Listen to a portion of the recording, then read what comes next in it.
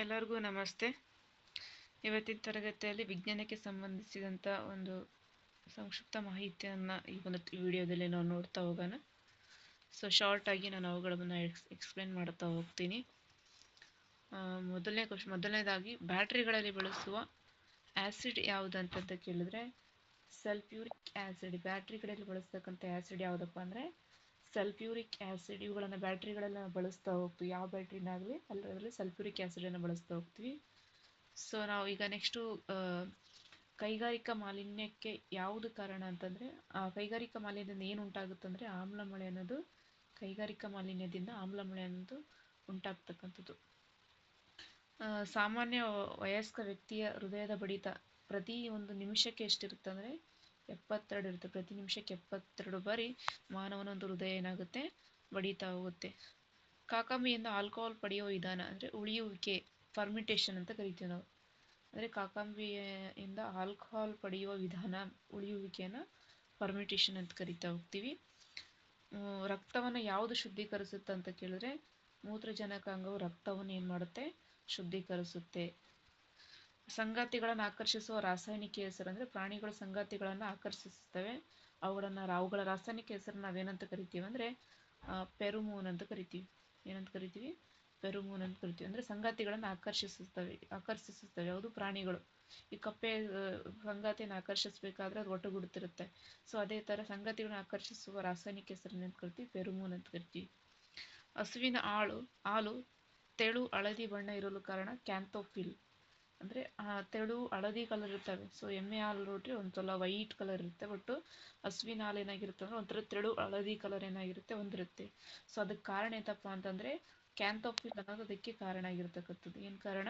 ಕ್ಯಾಂಥೋಫಿಲ್. ಯಾವುದಕ್ಕೆ ಅಂದರೆ ಹಳದಿ ಬಣ್ಣ ಹೊಂದಕ್ಕೆ ಕಾರಣ ಏನಾಗುತ್ತೆ ಅಂದರೆ ಅದಕ್ಕೆ ಕ್ಯಾಂಥೋಫಿಲ್ ಅನ್ನೋ ಕಾರಣ ಆಗುತ್ತೆ. ತೆಳು ಹಳದಿ ಬಣ್ಣ ಹೊಂದಕ್ಕೆ ಕಾರಣ ಕ್ಯಾಂಥೋಫಿಲ್. ನೆಕ್ಸ್ಟ್ ಬಂದ್ಬಿಟ್ಟು ಲವಂಗವು ಮೊಗ್ಗಿನ ಒಂದು ರೂಪಾಂತರ. ಲವಂಗವು ಯಾವುದರ ಒಂದು ರೂಪಾಂತರ ಅಂತ ಕೇಳಿದ್ರೆ ಲವಂಗ ಒಂದು ಮೊಗ್ಗಿನ ಒಂದು ರೂಪಾಂತರ. ಲವಂಗ ಯಾವುದರ ರೂಪಾಂತರ? ಮೊಗ್ಗಿನ ಒಂದು ರೂಪಾಂತರ. ಇವಾಗ ನಿಂಬೆ ಯಾವುದರ ಒಂದು ರೂಪಾಂತರ ಅಂದರೆ ಹೂವಿನ ಒಂದು ರೂಪಾಂತರ. ಅದೇ ರೀತಿ ಲವಂಗವು ಮೊಗ್ಗಿನ ಒಂದು ರೂಪಾಂತರ. ಹೃದಯಾಘಾತವಾದ ಸಮಯದಲ್ಲಿ ಕೈಗೊಳ್ಳಬೇಕಾದ ಪ್ರಥಮ ಚಿಕಿತ್ಸೆ ಅಂದರೆ ಎದೆಯನ್ನು ನೀವುವುದು. ಹೃದಯಾಘಾತ ಆಗ್ತಾ ಇರುತ್ತೆ ಅಂದರೆ ಅವರಿಗೆ ಎದೆಯನ್ನು ಏನು ಮಾಡಬೇಕು? ಒತ್ತಬೇಕು. ಒತ್ತಿದಾಗ ಏನಾಗುತ್ತೆ ಅಂತ ನೀವಿದ್ರೆ ಏನಾಗುತ್ತೆ ಅವರ ಹೃದಯಾಘಾತವನ್ನು ತಡಿಬಹುದು. ನೆಕ್ಸ್ಟ್ ಅಡಿಗೆ ಅನಿಲಗಳನ್ನು ಸಿಲಿಂಡರ್ಗಳಲ್ಲಿ ಸರಬರಾಜು ಮಾಡಲ್ಪಡುವ ಆ ವಸ್ತು ಯಾವುದಂದ್ರೆ ಮಿಶ್ರಣ ಅಂತ ಇರ್ತಕ್ಕಂಥದ್ದು. ಬ್ಯಾಕ್ಟೀರಿಯಾಗಳಲ್ಲಿ ಕ್ರೋಮೋಸೋಮ್ಗಳ ಸಂಖ್ಯೆ ಎಷ್ಟಿರುತ್ತೆ ಅಂದರೆ 1 ಇರುತ್ತೆ. ಕೇಳಬಹುದು ಕ್ವಶನ್. ಬ್ಯಾಕ್ಟೀರಿಯಾಗಳಲ್ಲಿ ಕ್ರೋಮೋಸೋಮ್ಗಳ ಸಂಖ್ಯೆ ಎಷ್ಟಿರುತ್ತೆ ಅಂತ ಕೇಳಿದ್ರೆ 1 ಇರುತ್ತೆ ಅಂತ ಗೊತ್ತಿರಬೇಕು. ರೈತರ ಮಿತ್ರ ಅಂತ ಯಾವುದನ್ನು ಕರಿತೀವಿ? ಎರೆಹುಳವನ್ನು ನಾವು ರೈತನ ಮಿತ್ರ ಅಂತ ಕರಿತಾ ಹೋಗ್ತೀವಿ. ಬ್ಯಾಕ್ಟೀರಿಯಾಗಳಿಗೆ ಸೋಂಕು ತರುವ ನಂಜು ಯಾವುದಂದ್ರೆ ಬಾಲ್ಕೋಫೆನ್ ಅನ್ನೋದು. ಬ್ಯಾಕ್ಟೀರಿಯಾಗಳಿಗೆ ಸೋಂಕು ತರುವ ನಂಜು ಯಾವುದಂತ ಕೇಳಿದ್ರೆ ಬಾಲ್ಕೋಫೆನ್ ಅನ್ನೋದು ಬ್ಯಾಕ್ಟೀರಿಯಾಗಳಿಗೆ ನಂಜು ತರ್ತಕ್ಕಂಥ ಒಂದು ಸೋಂಕಾಗಿರುವಂಥದ್ದು. ಕುದುರೆ ಮಸಾಲೆ ಸೊಪ್ಪು ಎನ್ನುವುದು ಒಂದು ವಿಟಮಿನ್. ಕುದುರೆ ಮಸಾಲೆ ಸೊಪ್ಪು ಲ್ಯಾಸ್ಮಿನ್ ಅಂದರೆ ಕುದುರೆ ಮಸಾಲೆ ಸೊಪ್ಪು ಅನ್ನುವುದು ಏನು ಅಂತ ಕೇಳಿದ್ರೆ ಅದು ಒಂದು ಮಸಾಲೆ ಅಂತ ನಿಮಗೆ ಗೊತ್ತಿರಲಿ. ಕುದುರೆ ಮಸಾಲೆ ಸೊಪ್ಪು ಅಂದರೆ ಇದೊಂದು ಯಾವುದೋ ಸೊಪ್ಪು ಬಿಡೋ ಅಂತ ಅನ್ಕೋಬಾರ್ದು. ಇದೊಂದು ವಿಟಮಿನ್ ಅಂತ ಗೊತ್ತಿರಲಿ.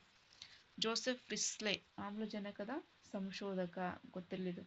ಆಮ್ಲಜನಕವನ್ನು ಸಂಶೋಧನೆ ಮಾಡಿದವರು ಯಾರು ಅಂತ ಕೇಳಿದ್ರೆ ಜೋಸೆಫ್ ಪ್ರಿಸ್ಲೆ ಅವರು ಆಮ್ಲಜನಕವನ್ನು ಸಂಶೋಧನೆ ಮಾಡಿರುವರು. ಆಮ್ಲಜನಕವನ್ನು ಯಾರು ಸಂಶೋಧನೆ ಮಾಡಿದ್ರು? ಜೋಸೆಫ್ ಪ್ರಿಸ್ಲೆ. ಜೋಸೆಫ್ ಪ್ರಿಸ್ಲೆ ಯಾರು? ಆಮ್ಲಜನಕವನ್ನು ಸಂಶೋಧನೆ ಮಾಡಿರುವಂಥವ್ರು. ಸಸ್ತನಿಗಳಲ್ಲಿ ಅಂದರೆ ಮ್ಯಾಮಲ್ ಗಂಡಿನ ಕ್ರೋಮೋಸೋಮ್ ವರ್ಣತಂತುಗಳು XY ಮೂಲಕ ತೋರಿಸುವವರು. ಅಂದರೆ ಈಗ ನಾವು ಗಂಡಿನ ಅಂದರೆ ಗಂಡು ಅಥವಾ ಹೆಣ್ಣು ಅಂತ ನಿರ್ಧಾರ ಮಾಡುವ ಯಾರಂದರೆ ಗಂಡವರು. ಅಂದರೆ ಗಂಡಿನಲ್ಲಿ XY ಕ್ರೋಮೋಸೋಮ್ ಇದ್ರೆ ಹೆಣ್ಣಿನಲ್ಲಿ XX ಕ್ರೋಮೋಸೋಮ್ಗಳು ಇರ್ತಕ್ಕಂಥದ್ದು. ಇಲ್ಲಿ ಸಸ್ತನಿಗಳಲ್ಲಿ ಮ್ಯಾಮಲ್ ಗಂಡಿನ ಕ್ರೋಮೋಸೋಮ್ ವರ್ಣತಂತುಗಳನ್ನು XY ಮೂಲಕ ತೋರಿಸುವವರು. ಹಾಲನ್ನು ಕಡಿದಾಗ ಕೆನೆ ಕೇಂದ್ರ ತ್ಯಾಗಿ ಒತ್ತಡದಿಂದ ಬೇರ್ಪಡುತ್ತದೆ. ಕ್ವಶನ್ ಏನಪ್ಪ ಅಂದರೆ ಹಾಲನ್ನು ಕಡಿದಾಗ ಕೆನೆ ಅಂದರೆ ಯಾವ ರೀತಿಯಲ್ಲಿ ಕೇಂದ್ರ ತ್ಯಾಗಿನ ಕೇಂದ್ರಾಭಿಮುಖನ ಕೇಂದ್ರಾಭಿಗಾಮಿನ ಅಂತ ಕೇಳಿದ್ರೆ ಅದು ಕೇಂದ್ರ ತ್ಯಾಗಿ ಬಲ. ಅಂದರೆ ಕೆನೆಯನ್ನು ಕಡಿದಾಗ ಅಂದರೆ ಮೊಸರು ಮಾಡ್ತಿರ್ಬೇಕಲ್ಲ ಅದನ್ನು ಕೇಂದ್ರ ತ್ಯಾಗಿ ಒತ್ತಡ ಅಂತ ನಾವು ಕರಿತೀವಿ. ಅದೇ ರೀತಿಯಾಗಿ ಈಗ ನಾವು ರೋಡ್ ಮೇಲೆ ಹೋಗ್ತಾ ಇರ್ತೀವಿ, ರೋಡ್ ಮೇಲೆ ಹೋಗ್ತಾ ಇರಬೇಕಾದ್ರೆ ನಾವು ಬೈಕನ್ನು ಈ ಥರ ಒಳಸ್ಕೊಂಡಾಗ ಅದು ಕೇಂದ್ರ ಅಭಿಮುಖ ಒತ್ತಡ ಆಗುತ್ತೆ. ಪ್ರಪಂಚದ ಅತಿ ದೊಡ್ಡ ಪಕ್ಷಿ ಯಾವುದಂದ್ರೆ ಆಸ್ಟ್ರಿಚ್ ಪಕ್ಷಿ ಅಥವಾ ಉಷ್ಣ ಪಕ್ಷಿ. ಇನ್ನೊಂದು ಹೆಸರು ಉಷ್ಣ ಪಕ್ಷಿ ಅಂತ ಕರಿತೀವಿ ಅಥವಾ ಆಸ್ಟ್ರಿಚ್ ಪಕ್ಷಿ. ಪ್ರಪಂಚದ ಅತಿ ದೊಡ್ಡ ಪಕ್ಷಿ ಯಾವುದು? ಆಸ್ಟ್ರಿಚ್ ಅಥವಾ ಉಷ್ಣ ಪಕ್ಷಿ ಅಂತ ಕರಿತೀವಿ. ಪ್ರಪಂಚದ ಅತಿ ಚಿಕ್ಕ ಪಕ್ಷಿ ಯಾವುದಂದ್ರೆ ಹಮ್ಮಿಂಗ್ ಬರ್ಡ್ ಪಕ್ಷಿ. ಅತಿ ದೊಡ್ಡ ಪಕ್ಷಿ ಅಂದ್ರೆ ಆಸ್ಟ್ರಿಚ್ ಅಥವಾ ಉಷ್ಣ ಪಕ್ಷಿ. ಅತಿ ಚಿಕ್ಕ ಪಕ್ಷಿ ಅಂದ್ರೆ ಹಮ್ಮಿಂಗ್ ಬರ್ಡ್ ಪಕ್ಷಿ, ಅತಿ ಚಿಕ್ಕ ಪಕ್ಷಿ. ಸಾರ್ವತ್ರಿಕ ರಕ್ತದಾನಿ ಅಂದ್ರೆ ಓ ಪಾಸಿಟಿವ್ ಸಾರ್ವತ್ರಿಕ ರಕ್ತದಾನಿ. ಸಾರ್ವತ್ರಿಕ ಸ್ವೀಕಾರ ಅಂದ್ರೆ ಎ ಪಾಸಿಟಿವ್, ಸಾರ್ವತ್ರಿಕ ದಾನಿ ಅಂದ್ರೆ ಓ. ಸಾರ್ವತ್ರಿಕ ಸ್ವೀಕಾರಿ ಅಂದ್ರೆ ಎ ಬಿ, ಸಾರ್ವತ್ರಿಕ ದಾನಿ ಅಂದ್ರೆ ಓ. ನೆಕ್ಸ್ಟ್ ಬಂದ್ಬಿಟ್ಟು ವಿಟಮಿನ್ ಸಿ ಎನ್ನುವುದು ಅಸ್ಕರ್ಬಿಕ್ ಆಮ್ಲ. ವಿಟಮಿನ್ ಸಿ ಇಂದ ಬರ್ತಕ್ಕಂಥದ್ದು ಸ್ಕರ್ವಿ ರೋಗ. ವಿಟಮಿನ್ ಸಿ ಎನ್ನುವುದು ಒಂದು ಅಸ್ಕರ್ಬಿಕ್ ಆಮ್ಲ. ಅಸ್ಕರ್ಬಿಕ್ ಆಮ್ಲದ ಒಂದು ಯಾವುದಂದ್ರೆ ವಿಟಮಿನ್ ಸಿ. ವಿಟಮಿನ್ ಸಿ ಅಸ್ಕರ್ಬಿಕ್ ಆಮ್ಲ. ವಿಟಮಿನ್ ಸಿ ಇಂದ ಸ್ಕರ್ವಿ ರೋಗ ಉಂಟಾಗುತ್ತೆ. ಹೈಡ್ರೋಕಾರ್ಬನ್ಗಳಲ್ಲಿ 2 ಪ್ರಕಾರಗಳು. ಅಂದರೆ ಕಾರ್ಬನ್ಗಳಲ್ಲಿ ಎಷ್ಟು ಪ್ರಕಾರಗಳಂತ ಕೇಳಿದರೆ, ಹೈಡ್ರೋಕಾರ್ಬನ್ಗಳಲ್ಲಿ ನಾವು 2 ಪ್ರಕಾರಗಳನ್ನು ನೋಡ್ತಾ ಹೋಗ್ತೀವಿ. ಬಿಳಿ ಲೆಗ್ ಹಾರ್ನ್ ಕೋಳಿ ಅತಿ ಹೆಚ್ಚು ಮೊಟ್ಟೆಗಳನ್ನು ಇಡತಕ್ಕಂಥದ್ದು. ಯಾವುದು ಅತಿ ಹೆಚ್ಚು ಮೊಟ್ಟೆಗಳನ್ನು ಇಡುತ್ತೆ ಅಂತ ಕೇಳಿದರೆ ಬಿಳಿ ಲೆಗ್ ಹಾರ್ನ್. ಬಿಳಿ ಲೆಗ್ ಹಾರ್ನ್ ಅತಿ ಹೆಚ್ಚು ಮೊಟ್ಟೆಗಳನ್ನು ಇಡ್ತಕ್ಕಂಥ ಒಂದು ಕೋಳಿ ಯಾವುದಂದ್ರೆ ಬಿಳಿ ಲೆಗ್ ಹಾರ್ನ್ ಅನ್ನೋದು ಅತಿ ಹೆಚ್ಚು ಮೊಟ್ಟೆಗಳನ್ನು ಇಡ್ತಕ್ಕಂಥ ಒಂದು ಕೋಳಿ. ಯಾವುದು? ಬಿಳಿ ಲೆಗ್ ಹಾರ್ನ್. ಮೊಟ್ಟೆಗಳಿಡುವ ಸಸ್ತನಿ ಅಂದರೆ ಎಕ್ನಿಡ್ ಮತ್ತು ಪ್ಲಾಟಿಪಸ್. ಯಾವುದು ಮೊಟ್ಟೆಗಳನ್ನಿಡುವಂಥ ಸಸ್ತನಿ ಯಾವುದು ಅಂತ ಕೇಳಿದರೆ ಎಕ್ನಿಡ್ ಮತ್ತು ಪ್ಲಾಟಿಪಸ್. ಏನು ಮಾಡುತ್ತೆ? ಪ್ಲಾಟಿಪಸ್. ಎಕ್ನಿಡ್ ಮತ್ತು ಪ್ಲಾಟಿಪಸ್ ಮೊಟ್ಟೆಗಳನ್ನಿಡುವ ಸಸ್ತನಿ. ಅತಿ ಹೆಚ್ಚು ಮೊಟ್ಟೆಗಳನ್ನ ಇಡ್ತಕ್ಕಂಥದ್ದು ಯಾವುದಂದ್ರೆ ಯಾವ್ದಂತ ಕೇಳಿದ್ರೆ ಬಿಳಿ ಲೆಗ್ ಹಾರ್ನ್. ಅತಿ ಹೆಚ್ಚು ಮೊಟ್ಟೆಗಳನ್ನ ಇಡೋದು ಯಾವುದು? ಬಿಳಿ ಲೆಗ್ ಹಾರ್ನ್. ಮೊಟ್ಟೆಗಳನ್ನು ಸಸ್ತನಿ, ಪ್ಲಾಟಿಪಸ್ ಮತ್ತೆ ಎಕ್ನಿಡ್. ಕಾಲುಬಾಯಿ ರೋಗವು ಜಾನುವಾರು, ಕುರಿಗಳು ಮತ್ತು ಹಂದಿಗಳಲ್ಲಿ ಕಂಡುಬರುವಂಥ ಒಂದು ರೋಗ. ಕಾಲುಬಾಯಿ ರೋಗ ಎಲ್ಲಿ ಕಂಡುಬರುತ್ತಪ್ಪ ಅಂದರೆ ಜಾನುವಾರುಗಳಲ್ಲಿ ಕಾಲುಬಾಯಿ ರೋಗ ಕಂಡುಬರುತ್ತೆ, ಕುರಿಗಳಲ್ಲಿ ಕಾಲುಬಾಯಿ ರೋಗ ಕಂಡುಬರುತ್ತೆ, ಹಂದಿಗಳಲ್ಲೂ ಕೂಡ ಏನು ಮಾಡುತ್ತೆ? ಕಾಲುಬಾಯಿ ರೋಗ ಏನು ಮಾಡುತ್ತೆ? ಕಂಡುಬರುತ್ತೆ. ಗೊತ್ತಿರಲಿ, ಇದು ಕ್ವಶನ್ ಇಂಪಾರ್ಟೆಂಟ್. ಅಸ್ತಮ ರೋಗ ನೀರಿನಿಂದ ಉಂಟಾಗುವುದಿಲ್ಲ. ಅಸ್ತಮ ರೋಗ ಯಾವುದರಿಂದ ಉಂಟಾಗುವುದಿಲ್ಲ? ನೀರಿನಿಂದ ಉಂಟಾಗುವುದಿಲ್ಲ. ಇದು ಗಾಳಿಯ ಮೂಲಕ ಉಂಟಾಗ್ತಕ್ಕಂಥದ್ದು. ಡಿಎನ್ಎಯ ಮೂಲಾಂಶ ನ್ಯೂಕ್ಲಿಯೋಟೈಡ್ಸ್. ಕೇಳಬಹುದು ಕ್ವಶನ್. ಡಿಎನ್ಎಯ ಮೂಲ ಅಂಶ ಯಾವುದು ಅಂತ ಕೇಳಿದರೆ ನ್ಯೂಕ್ಲಿಯೋಟೈಡ್ಸ್. ಇವು ಡಿಎನ್ಎಯ ಮೂಲ ಅಂಶ. ಡಯಾಲಿಸಿಸ್ ಚಿಕಿತ್ಸೆಯನ್ನು ಮೂತ್ರಪಿಂಡದ ಕಾಯಿಲೆಗೆ ಮಾಡುತ್ತಾರೆ. ಡಯಾಲಿಸಿಸ್ ಚಿಕಿತ್ಸೆಯನ್ನು ಯಾವುದರ ಒಂದು ಕಾಯಿಲೆಗೆ ಮಾಡ್ತಾರೆ ಅಂತ ಕೇಳಿದರೆ ಮೂತ್ರಪಿಂಡದ ಒಂದು ಕಾಯಿಲೆಗೆ ಡಯಾಲಿಸಿಸ್ ಚಿಕಿತ್ಸೆಯನ್ನು ಮಾಡುತ್ತಾ ಹೋಗ್ತಾರೆ. ಪಳುವಳಿಕೆಯ ವಯಸ್ಸನ್ನು ರೇಡಿಯೋ ಕಾರ್ಬನ್ ಮೂಲಕ ಕಂಡುಹಿಡಿಯುತ್ತಾರೆ. ಪಳುವಳಿಕೆಯ ವಯಸ್ಸಂದರೆ ಈಗ ಎಷ್ಟು ವರ್ಷ ಆಗಿದೆ ಅಂತಂದೇನು ಯಾವುದ್ರ ಮೂಲಕ ಕಂಡುಹಿಡಿತಾರೆ? ರೇಡಿಯೋ ಕಾರ್ಬನ್ ಅಥವಾ ಕಾರ್ಬನ್ 14 ಮೂಲಕ ಏನು ಮಾಡ್ತಾರೆ? ಕಂಡುಹಿಡಿತಾ ಹೋಗ್ತಾರೆ.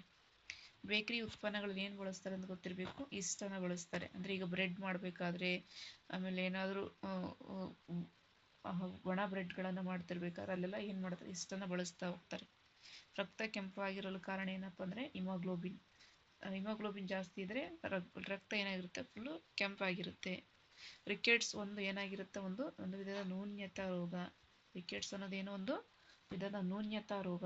ಕೇಳ್ಬೋದು, ರಿಕೆಟ್ಸ್ ಅನ್ನೋದು ಒಂದು ಯಾವ ವಿಧದ ರೋಗ ಅಂತ ಕೇಳಿದ್ರೆ ರಿಕೆಟ್ಸ್ ಅನ್ನೋದು ಒಂದು ನ್ಯೂನ್ಯತಾ ರೋಗ. ಗೊತ್ತಿರಲಿದ್ದು. ನೀರಿನ ಸಾಂದ್ರತೆ 4 ಡಿಗ್ರಿಯಲ್ಲಿ ಹೆಚ್ಚಾಗಿರುತ್ತದೆ. ನೋಡ್ರಿ, ಇನ್ನೊಂದೇನು ಗೊತ್ತಾ? ನೀರಿನ ಸಾಂದ್ರತೆ ನಾವು ಎಷ್ಟು ಕಡಿಮೆ ಆಗುತ್ತೋ ಅದರ ಸಾಂದ್ರತೆ ಇನ್ನೂ ಅಷ್ಟೇ ಹೆಚ್ಚಾಗ್ತಾ ಹೋಗುತ್ತೆ. ಆದರೆ ಮಿನಿಮಮ್ ಎಷ್ಟಂತ ಗೊತ್ತಿರಬೇಕು, 4 ಡಿಗ್ರಿಯಲ್ಲಿ ಮಾತ್ರ ಅದು ಕಂಟ್ರೋಲ್ ಆಗಿರುತ್ತೆ. ಪ್ರಪಂಚದ ಅತಿ ಎತ್ತರವಾದ ಪ್ರಾಣಿ ಯಾವುದಂದ್ರೆ ಜಿರಾಫೆ. ನೋಡಿ, ಗೊತ್ತಿದೆ. ಅತ್ಯಂತ ಎತ್ತರವಾದ ಪ್ರಾಣಿ ಜಿರಾಫೆ. ಅಲ್ಲಿನಲ್ಲಿ ವಿಟಮಿನ್ ಎ ಏನಾಗಿರುತ್ತೆ? ಹೆಚ್ಚಾಗಿರುತ್ತೆ. ಸೊ ವಿಟಮಿನ್ ಎ ಇಂದ ಏನು ಬರುತ್ತೆ? ರಾತ್ರಿ ಇರುಳು ಕುರುಡುತನೂ ಬರುತ್ತೆ. ವಿಟಮಿನ್ ಎ ಯಾವುದ್ರಲ್ಲಿ ಇರುತ್ತೆ ಅಂತ ಕೇಳಿದ್ರೆ ಹಾಲಿನಲ್ಲಿ ಇರುತ್ತೆ ಅನ್ನೋದು ಗೊತ್ತಿರಲಿ. ಸ್ಪೈರೋಗೈರಾ ಎನ್ನುವುದು ಒಂದು ಹಸಿರು ಶೈವಲ್ಯ. ಸ್ಪೈರೋಗೈರಾ ಅನ್ನೋದು ಯಾವುದು ಅಂತ ಕೇಳಿದ್ರೆ ಇದೇನು ಅಂತ ಕೇಳಿದ್ರೆ ಇದೊಂದು ಹಸಿರು ಶೈವಲ್ಯ. ಸಾಮಾನ್ಯಗಳು ಹುಳಗಳಿಗೆ 4 ಕಾಲುಗಳಿರುತ್ತವೆ. ಯಾರಿಗೂ ಗೊತ್ತಿಲ್ಲ ಅಂತ ಕ್ವಶನ್. ಹುಳುಗಳಿಗೆ ಎಷ್ಟು ಕಾಲುಗಳು ಇರ್ತವೆ ಅಂತ ಕೇಳಿದ್ರೆ 4 ಕಾಲುಗಳಿರ್ತವೆ. ಆರೋಗ್ಯವಂತ ಪುರುಷರ ದೇಹದಲ್ಲಿ ಇರಬೇಕಾದ ರಕ್ತದ ಒತ್ತಡ ಎಷ್ಟಿರಬೇಕಂದ್ರೆ 180ರಿಂದ 80 mmHg ಇಷ್ಟು ಇರಬೇಕಾಗ್ತದೆ. 120 ಅಥವಾ 80. ಸಸ್ಯಗಳು ಹಸಿರಾಗಿರಲು ಕಾರಣ ಕ್ಲೋರೋಫಿಲ್. ಸಸ್ಯಗಳು ಹಸಿರಾಗಿರೋ ಕಾರಣ ಏನಂತ ಕೇಳಿದ್ರೆ ಕ್ಲೋರೋಫಿಲ್. ಸಸ್ಯಗಳು ಹಸಿರಾಗಿರೋ ಕಾರಣ ಕ್ಲೋರೋಫಿಲ್. ಕ್ವಶನ್ಸ್ ಕೇಳ್ಬೋದು.